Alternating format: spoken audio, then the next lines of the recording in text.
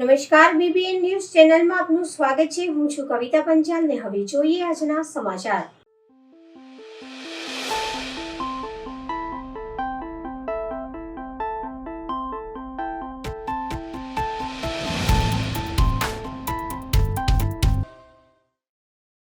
વડોદરા શહેરના લક્ષ્મીપુરા અને ન્યૂ અલકાપુરી જવાના રાજમાર્ગ પર આજે સવારે અકસ્માત થતાં ડમ્પરે બે યુવાનોની ઝપટમાં લીધા હતા, જેમાંથી એક યુવાનનું ઘટના સ્થળે મૃત્યુ થયું, ત્યારે બીજાને સારવાર અર્થે તાત્કાલિક હોસ્પિટલ ખાતે લઈ જવામાં આવ્યો હતો।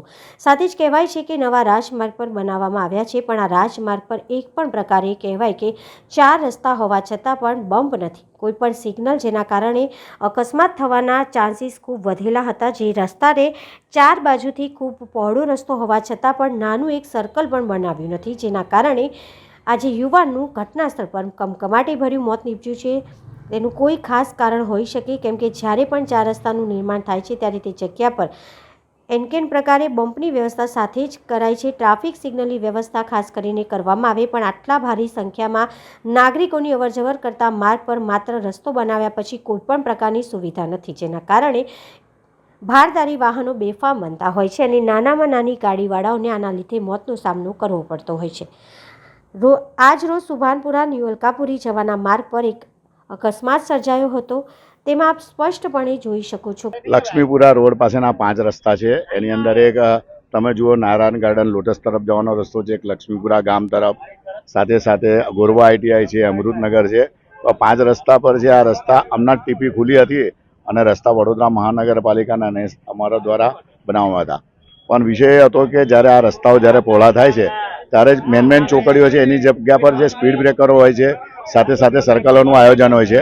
કોર્પોરેશન દ્વારા અમારા સ્થાનિક કોર્પોરેટરો દ્વારા પણ અહીંયા ગાડી આપવામાં આવી છે કે ભાઈ અમે સર્કલ અમારા ખર્ચે, મેં પોતે અમારું સાઈનાથ ચેરિટેબલ દ્વારા પણ અમે રજૂઆત કરેલી છે। સાથે સાથે અહીંયા સ્પીડ બ્રેકર બનાવવાનું છે અને સ્પીડ બ્રેકર માટેની જ્યારે પરમિશનો માંગવામાં આવી છે ત્યારે એવું કહેવામાં આવ્યું છે કે જ્યાં સુધી હાઈકોર્ટની પિટિશન એવી દાખલ થયેલી છે કે જ્યાં સુધી કોઈ પણ તમે હોસ્પિટલ હોય અને ખાસ કરીને સ્કૂલ ના હોય એવી જગ્યા પર સ્પીડ બ્રેકર આપવામાં નથી આવતા, અને એના માટે વારંવાર રજૂઆતો છતાં નહીં, અને જેના લીધે આજે એવું થયું છે કે અહીં જ્યારે ડમ્પર ચાલક ખરેખર અહીંયા એન્ટ્રી હોતી જ નથી, કે સવારની પોળની અંદર ટ્રાફિક હોય, રેસિડેન્શિયલ ઝોન હોય તો ટ્રાફિક જતા નહીં, તેમ છતાં પણ અહીંયા ગેરકાયદેસર રીતે આવા ડમ્પરો દોડતા હોય છે। અને આજે એવું થયું છે કે જેના લીધે એક છોકરાનું હમણાં આજે એવું થયું કે બે છોકરાઓ જતા હતા, એમાં એક છોકરાનું અહીંયા તમે જોવો છો તો કોયલીના એક હતા, હજુ તો એની ઓળખ પણ નથી થઈ કે કોણ છે, એનું શું નામ છે। આજે એની ડેડ બોડી અહીંયા તમે પડેલી જોઈ છે। હમણાં જ અમે એમ્બ્યુલન્સ લંબાવી પોલીસને જાણ કરી અને સ્થાનિક લોકોએ પણ આજે એને જાન ગુમાવવો પડ્યો છે।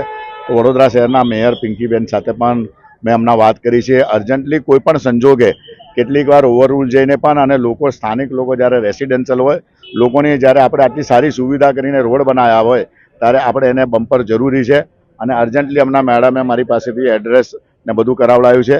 વહેલી તકે અહીંયા બમ્પરની વ્યવસ્થા કરવામાં આવે અને સાથે સાથે સર્કલ પણ અમે બનાવવા માટે કર્યું છે। પણ જે પણ અધિકારીઓને અમે કહીએ છીએ કે આવા જે પણ જગ્યા એવા હોય કે જ્યાં જરૂરી હોય એવી જગ્યા પર, દરેક જગ્યાએ જરૂરી હોતું નથી કે સ્કૂલો હોય છે, પણ એવી જગ્યા પર જ્યાં રેસિડેન્સ લોકો હોય, હજાર લોકો, એક સ્વામી વિવેકાનંદ છે, 1 છે, 2 છે, 3 છે, આખું લક્ષ્મીપુરા ગામ છે, અહીંયા નારાયણ ગાર્ડન લોટસ પર હજારો સંખ્યાની લોકો જ્યારે રહેતા હોય તો આવી જગ્યા પર કેટલાક બહારી વાહનદારો જેને એન્ટ્રી નથી અને સ્કૂલ માટે આવે છે, અને આવા નિર્દોષ લોકોને જાણ થાય છે, જેના ઘરનું આજે જેના ઘરનો માણસ છે, જેને ગુમાવ્યો હોય એને ખબર પડે તો કોઈ પણ સંજોગોમાં આને ચલાવી નહીં લેવામાં આવે। ડમ્પરવાળા જે છે એની સામે સખત પગલાં ભરવા જોઈએ। સાથે સાથે અર્જન્ટ 8 દિવસની અંદર, કારણ કે સ્થાનિક લોકોનો ખૂબ ઉગ્ર રોષ હતો, અમે એ લોકોની સાથે ખૂબ જકડાયેલા લોકો છે, એટલે આવી પરિસ્થિતિની અંદર લોકો અમને ધ્યાનમાં રાખીને, બાકી આજે પરિસ્થિતિ એવી થાય કે ડમ્પરને કોઈ મોટું નુકસાન થાય, ડમ્પર ચલાવનાર પર કોઈ હુમલો થાય તો નિર્દોષ લોકો પણ, હવે જે આક્રોશમાં આવેલા છોકરાઓ પણ ગુનેગાર બની જાય છે, અને સાથે સાથે આવી જગ્યા પર જનારા કોઈ કાઉન્સિલરને પણ લોકોનો ભોગ બનવું પડે। આ તો લોકો સાથેના અમારા સંબંધો હોય એટલે લોકો કદાચ આ એકાદ વાર જવા દે, પણ વારંવાર લોકો આવું સહન નહીં કરે। અર્જન્ટ કોઈ પણ સંજોગોમાં 8 દિવસની અંદર સ્પીડ બ્રેકરની માંગણી કરી છે, અને મને એવું લાગે છે અમે કહીએ છીએ ત્યારે થાય છે, ન થાય તો તેની સામે લોકો કોઈ પણ કંઈ કરશે એની જવાબદારી જે તે તંત્રની પણ રહેશે। અને પોલીસને તો એટલા માટે છે કે કાયદો વ્યવસ્થાને ધ્યાનમાં રાખી, સમજો અહીંયા ડમ્પર પડી હોય, લોકો આક્રોશમાં એ ડમ્પર સળગાવી દે, જે તે અધિકારીઓને કદાચ જે અંદર ડ્રાઈવર હોય એના પર હુમલો થાય તો આ બધાને જાણ કરીને પોલીસ તો એનું પોતાનું કામ કરતું હોય છે, પણ જવાબદારી હાઈકોર્ટના પિટિશનની અંદર એવું છે કે કોઈ પણ આવી જગ્યા પર સ્પીડ બ્રેકર બનાવવું હોય ત્યારે ટ્રાફિક પોલીસ કમિશનર અને વડોદરા મહાનગરપાલિકાના કમિશનરની પરમિશન હોવી જરૂરી હોય છે. આવી પરમિશન જ્યાં સુધી અમને લોકોને મળે નહીં ત્યાં સુધી આવા સ્પીડ બ્રેકરો બનતા નથી. આવી પરમિશનો માટે વારંવાર જ્યારે સ્થાનિક લોકોએ સ્વામી વિવેકાનંદના પ્રમુખ દ્વારા પણ રજૂઆતો કરવામાં આવેલી છે, અમારા દ્વારા પણ રજૂઆતો કરવામાં આવેલી છે, પણ અહીંયા સ્કૂલ નથી હોવાથી આ લોકો બમ્પર આપતા નથી. આજે એને ઓવર રૂલ કરીને આપવું પડશે, કારણ કે અગાઉ પણ સુરેશ ભજીયા રોડ પર જે ભરવાડ સમાજના 2 લોકો પણ આવી રીતના થયા હતા. લલિતા નગર પાસે પણ આવું હતું. આવી રીતે ભૈલાલ અમીન હોલ પાસે થયા હતા. આવા અનેક નિર્દોષ લોકોના અને યુવાનોના જ્યારે મૃત્યુ થાય છે તો એના પરિવારને અને આ વિસ્તારના લોકોને બહુ જ સહન કરવું પડતું હોય છે. જે રીતે ડમ્પર ચાલક જે ફાસ્ટ ચાલી રહ્યા છે, તમે શું કહેશો કે એમને કંટ્રોલ કરવા માટે? આમાં શું છે કે એટલો ભયંકર આટલી ખરાબ રીતના એને જે કર્યું છે, ફાસ્ટમાં તો હતો પણ સાથે સાથે મોબાઈલ પણ એને સાથે ચાલતો હતો એવું સ્થાનિક લોકોએ જેને જોયું છે એને કીધું છે. તો આ જે કર્યું છે આવા લોકોની સામે પોલીસે સખતમાં સખત પગલાં લેવા જોઈએ. વડોદરા શહેરના ફતેગંજ ખાતે રિક્ષા પર સ્ટન્ટ કરતો વિડીયો જે ગઈકાલે વાયરલ થયો હતો, જેના ભાગરૂપે ફતેગંજ પોલીસ સ્ટેશનની ટીમ દ્વારા માત્ર ગણતરીના જ કલાકોમાં રિક્ષા ઉપર સ્ટન્ટ કરતા યુવકોને દબોચી લેવામાં આવ્યા છે.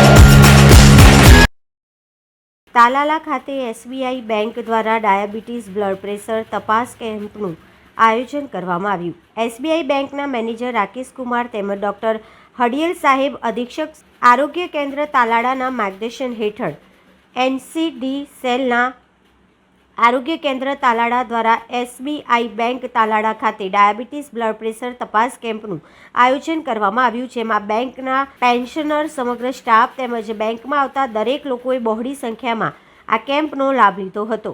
158 દર્દીઓની તપાસ કરવામાં આવી. પ્રથમ વખત સ્ક્રીનિંગ કેમ્પનું આયોજન કરવામાં આવ્યું અને સફળતા મળી. પરેશભાઈ કાનપરાએ આઈઆઈસી દ્વારા બિનચેપી રોગ અંગે સમજૂતી આપેલ તથા બિનચેપી રોગની સારવાર નિયમિત લેવા અને જીવનશૈલી બદલાવ લાવવા માટે માહિતગાર કરેલ અને શંકાસ્પદ વ્યક્તિઓને ફોલોઅપ માટે અનુરોધ કરવામાં આવ્યો હતો. એનસીડી સેલ આ કેન્દ્ર તાલાળાથી ડૉક્ટર એપી માકડિયા, જસાણીભાઈ, ડૉક્ટર ભૌતિક, ડૉક્ટર પૃષ્ટિ, પરેશભાઈ કાનપરા, છાત્રોડિયા લતાબેન, રાહુલભાઈ મહેતા તથા SBI bank manager Rakesh Kumar, ભાવેશભાઈ નાઈ, ડીવી સોલંકી, યોગેશભાઈ રાયચુરા, પન્નુભાઈ, એપીએમસી ચેરમેન સંજયભાઈ સિંગાડા, મેઘો રિસોર્ટ લાલાભાઈ સિંગાડા, ભરતભાઈ ખોડા હાજર રહી કેમ્પને સફળતા અપાવવામાં જહેમત ઉઠાવી તેમજ સહભાગી બન્યા હતા. હવે લઈએ એક નાનકડો વિરામ.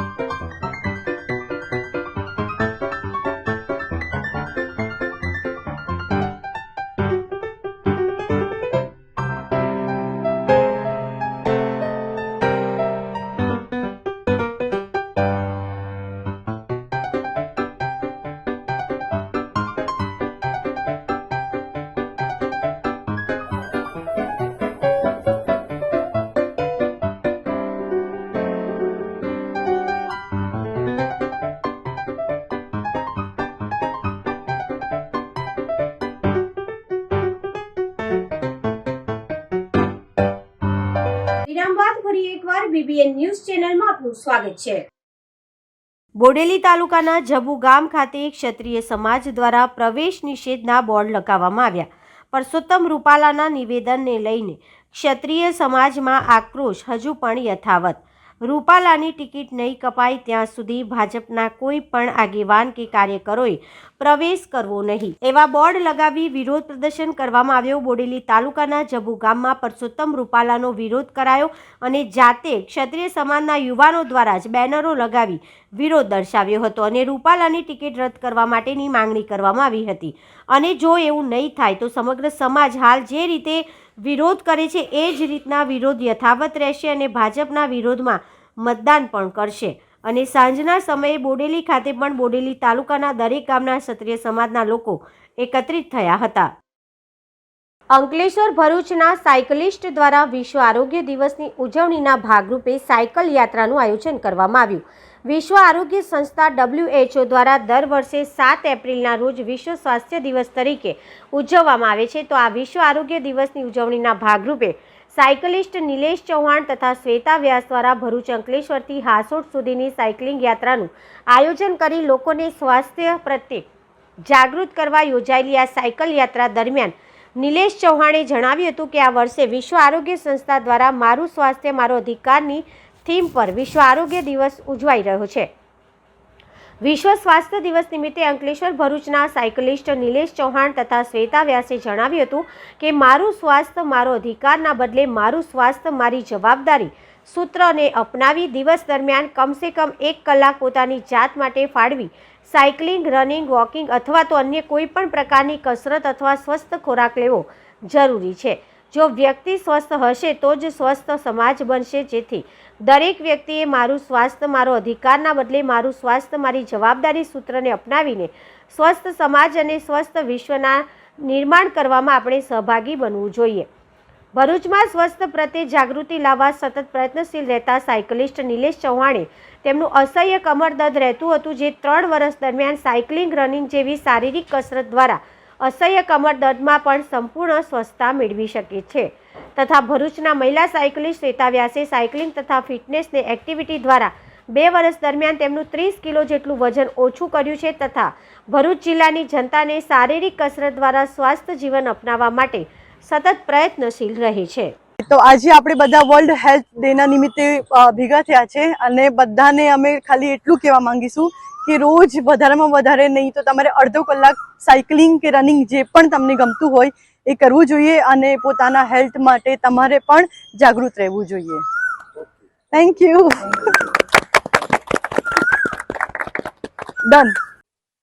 નમસ્તે, મારું નામ શ્વેતા વ્યાસ છે. આજે અમે લોકો 7 એપ્રિલ વર્લ્ડ હેલ્થ ડેના નિમિત્તે હું અને બીજા સાયકલિસ્ટ ભાઈ નિલેશ ચૌહાણ અમે આજે ભરૂચ, અંકલેશ્વર, સજોદ એમ સાયકલ યાત્રા યોજી અને વિવિધ લોકોને મળ્યા અને એમને પોતાના હેલ્થ વિશે કેવી રીતે જાગૃત રહેવું જોઈએ રોજ એમણે ઓછામાં ઓછો અડધો કલાક આપી અને પોતાની હેલ્થ માટે નાનો અમસ્તો પ્રયાસ કરવો જોઈએ એ માટે અમે એ લોકોને માહિતી આપી છે. આ સાયકલ યાત્રાનો મુખ્ય હેતુ એ છે કે આજે વર્લ્ડ હેલ્થ ડે નિમિત્તે world health organisation committee world health day ઉજવી રહી છે અને જેનો મેઇન હેતુ મારી હેલ્થ મારો અધિકાર એ છે. પણ મારું કહેવું એવું છે કે દરેક વ્યક્તિએ મારી હેલ્થ મારી જવાબદારી પ્રમાણે વર્તી અને એ રીતે રોજ સાયકલિંગ કે રનિંગ કરીને ઉજવી શકે છે રોજ જ અને સ્વસ્થ રહી શકે છે. Thank you. સ્વતંત્ર દેશમાં નાગરિક કર્તવ્યનું પાલન એ જ દેશભક્તિનું પ્રગતિકરણ. શ્રી રેવા સેવા સમન્વય સમિતિ ભરૂચ દ્વારા સમાજ પરિવર્તનમાં પ્રબુદ્ધ નાગરિકોની ભૂમિકા એ વિષય પર BAPS સ્વામિનારાયણ મંદિરના નીલકંઠ સભાગૃહ જાડેશ્વર ખાતે પ્રબુદ્ધ નાગરિકોની ગોષ્ઠી યોજાઈ હતી. આ પ્રસંગે રાષ્ટ્રીય સ્વયંસેવક સંઘના સરઘસ ચાલકજી પૂજ્ય મોહન ભાગવતજીએ સ્વતંત્ર દેશમાં નાગરિકોને કર્તવ્યનું પાલન એ જ દેશભક્તિનું પ્રગતિકરણ કહેવાય તેમને આહવાન કર્યું હતું કે સામાજિક સમરસતા, કુટુંબ પ્રબોધનથી સંસ્કાર સિંચન, પર્યાવરણ સંરક્ષણ, સ્વદેશી ભાવ જાગરણ અને નાગરિક કર્તવ્ય બોધના આધાર પર સમાજમાં રહેલી સજ્જન શક્તિ સંગઠિત થઈ કાર્યમાં ગતિશીલ બની સમાજ પરિવર્તનના કાર્યમાં કામે લાગે. તેમણે ઉમેર્યું હતું કે સમાજમાં રહેલા જ્ઞાતિ જાતિના ભેદને દૂર કરવા આચરણ દ્વારા વિશેષ પ્રયાસો થાય, સજ્જન શક્તિનું નેટવર્ક ઊભું થાય એવા વિશેષ પ્રયાસો કરવા પર ભાર મૂક્યો હતો. આ પ્રસંગે સમાજ સેવા, સ્વાસ્થ્ય, પર્યાવરણ, કલા, સાહિત્ય, લેખન, ઉદ્યોગ અને સમાજ પરિવર્તનના ક્ષેત્રમાં 120થી વધુ પ્રબુદ્ધ નાગરિકો ઉપસ્થિત રહી પોતાના દ્વારા ચાલતા પ્રકલ્પો વિશે વિચાર મંતવ્ય રજૂ કર્યા હતા. રાષ્ટ્રીય સ્વયંસેવક સંઘના અખિલ ભારતીય કાર્યકારિણી મંડળના સદસ્ય અને પૂર્વ સરકારીય વાહક પૂજ્ય ભૈયાજી જોશીએ વિષય પર પ્રસ્તાવમાં જણાવ્યું હતું કે દુનિયાની સૌથી પ્રાચીન સંસ્કૃતિ અને પરંપરાના આપને વાહક કોઈ સમયાંતરે સમાજ જીવનમાં આવતા દોષોના કારણે ઉદ્ભવતી સમસ્યાનું સમાધાન પણ સમાજની સજ્જન શક્તિ જેવી કે આધ્યાત્મિકતા, શિક્ષણ, કલા અને ઉદ્યોગ શક્તિના આધાર પર જ છે. નિરાકરણ લાવવાની આપની પરંપરા રહી છે. સમાજના દરેક વ્યક્તિનું જીવન સંસ્કારિત અને એના થકી સમગ્ર સમાજ સંસ્કારિત બનશે. આ પ્રસંગે રાષ્ટ્રીય સ્વયંસેવક સંઘના અખિલ ભારતીય પશ્ચિમ ક્ષેત્રના અને વડોદરા વિભાગના અધિકારીઓ ઉપસ્થિત રહ્યા હતા અને સાથે સાથે ભરૂચ જિલ્લા કાર્યકર્તા બંધુઓ પણ ઉપસ્થિત રહ્યા હતા. રાજસ્થાન રાજ્યના અજમેર પોલીસ સ્ટેશનના નેગોશિયેબલ ઇન્સ્ટ્રુમેન્ટ એક્ટના ગુનામાં છેલ્લા 5 વર્ષથી સજા પામેલા નાસ્તા ફરતા આરોપીને ભરૂચ એસઓજીની ટીમ દ્વારા ઝડપી પાડવામાં આવ્યો છે. રાજ્યના તથા રાજ્ય બહારના નાસ્તા ફરતા આરોપીઓને પકડી પાડવા સૂચના આપતા એસઓજી ટીમ ભરૂચ શહેર શીતલ સર્કલ વિસ્તારમાં પેટ્રોલિંગમાં હતા.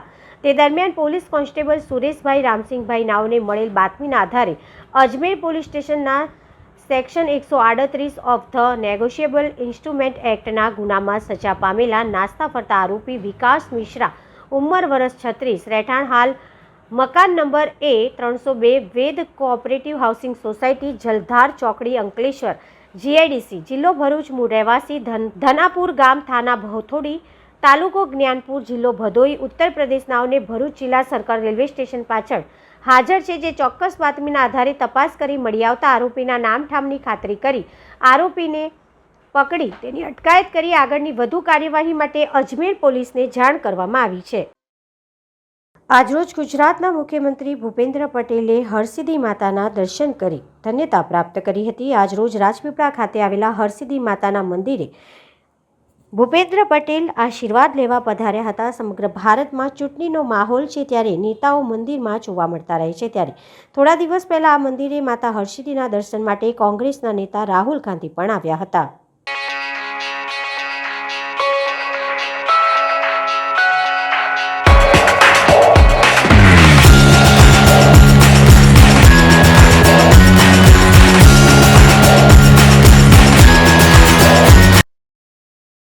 અંબાજી ગુજરાત નજીક ઈડર ખાતે બરોડાના પરિવારને અકસ્માત નડ્યો. ટાયર ફાટતા કાર 20 ફૂટ ઊંચી ફંગોળાઈ.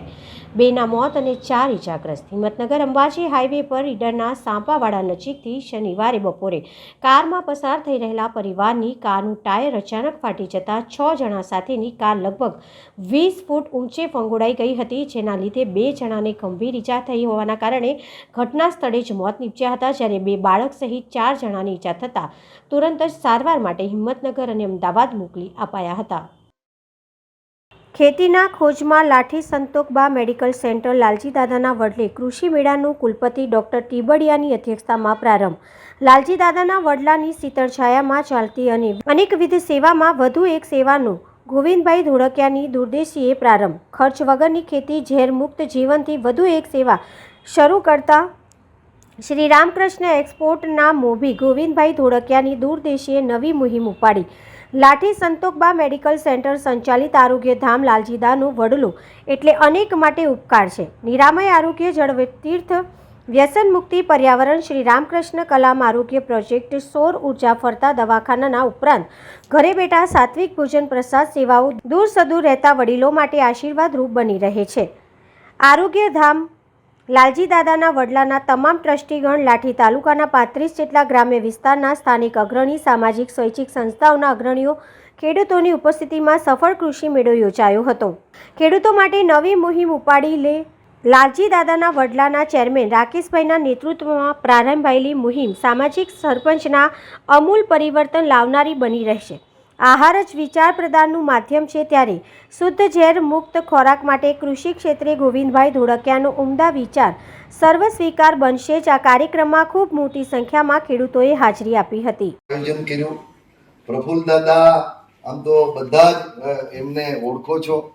હું વિશેષ એટલા માટે કહીશ કે ખૂબ આગળ વધી રહ્યા છે. સાથે સાથે તમારા બધા મિત્રો, પરિવાર અને આ વડલાના શું કહેવાય કાર્યક્ષેત્રમાં જોડાયેલા 35 ગામના લગભગ ખેડૂત મિત્રો આજે અહીંયા ઉપસ્થિત છે. ત્યારે આજની આ બેઠક આપણા માટે ખૂબ મહત્વપૂર્ણની બેઠક છે. આજના વિચારો લઈને કંઈક આપણે સંકલ્પ કરીને જવાનું છે કે આગળ કંઈક આના પરિણામો આપણને અહીંયા મળવા છે. પ્રફુલ્લ દાદાએ શરૂઆતમાં વાત કરી કે બગસરાની બાજુના 5 ગામો મેં દત્તક લીધા છે. હું માનું છું એવું કે બાપના જેને ન વાળ્યા એ બાવાના શું વાળે. હું મારા ગામ 5 ગામોમાં હું મહેનત ન કરું, પ્રાકૃતિક કૃષિની આટલી મોટી જવાબદારી લઈને ત્યાં પરિણામ ન અપાવું, ન લાવવું, તો મને લાગે છે કંઈક ખોટું ગણાય. એમ આ જિલ્લામાં પ્રફુલ્લ દાદાએ જે ઈચ્છા વ્યક્ત કરી છે, અને રાકેશભાઈ તમે અને હજુ ગોવિંદ કાકા સાથે પણ અમારી મુલાકાત થશે.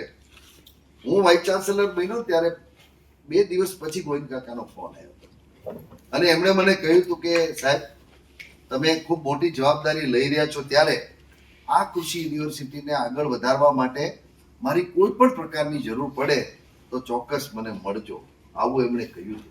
હું એવું વિચારું છું કે લાઠી તાલુકાના આપણે આજે નક્કી કરીને અમુક ગામો જો દત્તક લઈને આગળ કામગીરી આપણે કરીએ, એને ફોકસ કરીએ, તો ચોક્કસ આપણને આમાં પરિણામ મળશે. અને એમાં અમારી યુનિવર્સિટી અને બધા વિભાગોને પણ જોડીને આપણે આગળ કામ કરીશું. હવે બેઠેલા છો ને એ કોઈ વિચારતા નથી કે મારો દીકરો ખેડૂત બને. એ સ્થિતિએ આપણે અત્યારે પહોંચ્યા છીએ.